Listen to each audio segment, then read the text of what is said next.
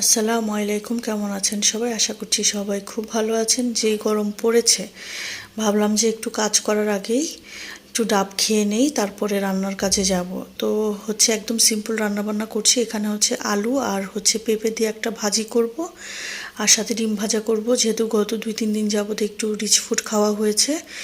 আর পাশে চুলা খালি ছিল, এই জন্য ভাবলাম যে বাদাম এনেছিলাম, সাবাত বাচ্চাটাকে 2-3টা করে এখন বাদাম খাওয়ানোর ট্রাই করি ডেলি। 2-3টার বেশি সে খেতেই চায় না, তো একটু বাদামটা ভেজে নিচ্ছিলাম। তো বিকালের দিকে হঠাৎ আমার বোন, তারপরে ভাইয়ের বউরা, এরপরে বাচ্চারা সবাই এসেছে। আর এসেই তো তাদের কাজ কারবার চালিয়ে দিয়েছে। মুয়াজ বেবিটা তার পছন্দের কাজ করে বেড়াচ্ছে। এই ম্যাগনেটগুলোকে দেখেন, ফ্রিজ থেকে নামিয়ে সে খাওয়া শুরু করেছে।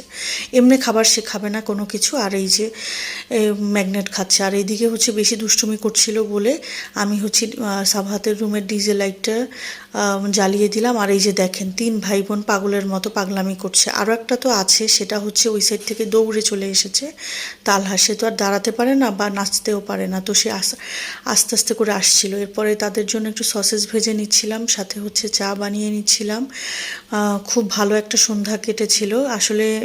আমার ভাইয়ের বউরা, তারপরে আম্মু আব্বু আব্বু তো আসে না, অনেক বছর হয়ে গেছে, সে তেমন একটা বাইরেও বের হয় না। আর ভাই বোন সবাই আসলে আমার কাছে আসলেও ভালো লাগে। এরপরে ওদের জন্য পেটিস, তারপরে চিকেন পরোটা, এরপরে চকলেট, কেক, সসেজ, এগুলো রেডি করে টেবিলে দিয়ে দিলাম।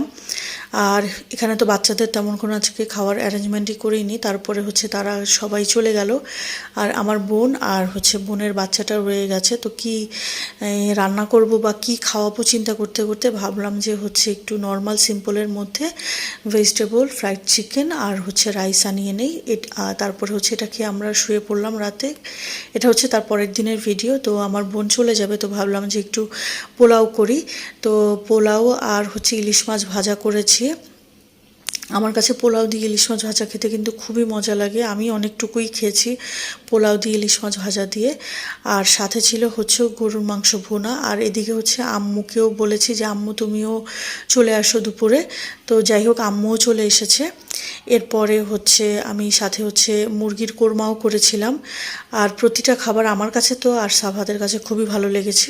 সাভাত বলে, সাভাতের তো মুরগি আর পোলাও হলেই সে মহা খুশি। তো যাই হোক, খুব সুন্দর করে একটু প্লেটিং টেটিং করে নিলাম, একটু সুন্দর করে বলগুলাতে একটু বেড়ে টেড়ে নিলাম, যেগুলো রিসেন্টলি কিনেছি, এগুলোর ভিডিও তো দেখিয়েছিলাম। তারপরে সবাই খাওয়া দাওয়া করে নিলাম। তো আমার বোনের হাজব্যান্ডও এসেছিল, একসাথে সবাই খাওয়া দাওয়া শেষ করে। ও আচ্ছা, কোকও ছিল, কোক তো খেতেই হবে। আম্মু আবার আসার সময় মিষ্টি এনেছিল, সেগুলো আর ভিডিও ক্লিপস নেওয়া হয়নি। আইসক্রিম এনেছিল আমার বোনের হাজব্যান্ড, আইসক্রিমটাও খেয়ে নিলাম। এরপরে সন্ধ্যায় আমি, আমার বোন, আম্মু একটু গল্প করতে করতে চা খেয়ে নিচ্ছিলাম। তো আজকের ভিডিও ছিল এই পর্যন্ত। আল্লাহ হাফেজ।